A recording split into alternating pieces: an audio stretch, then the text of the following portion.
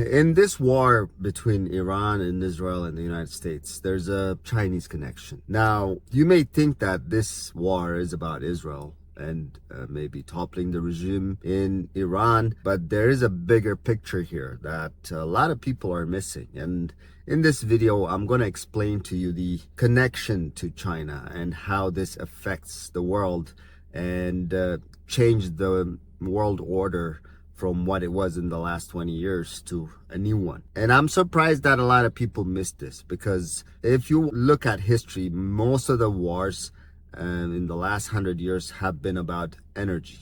The main point was always energy. If you look at World War II, Japan, the reason why Japan attacked the United States in World War II was because the United States cut off Japan's supply for oil.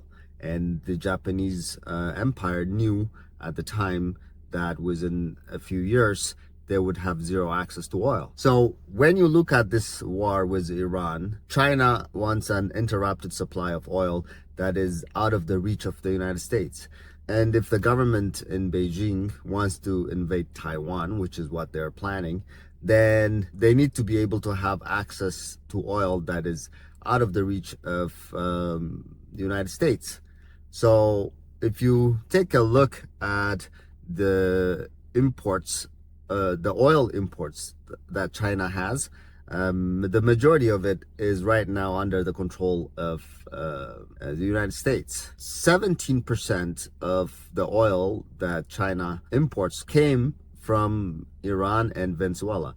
And the other bigger one is Russia. And then now, so those three countries are out of the control of the United States.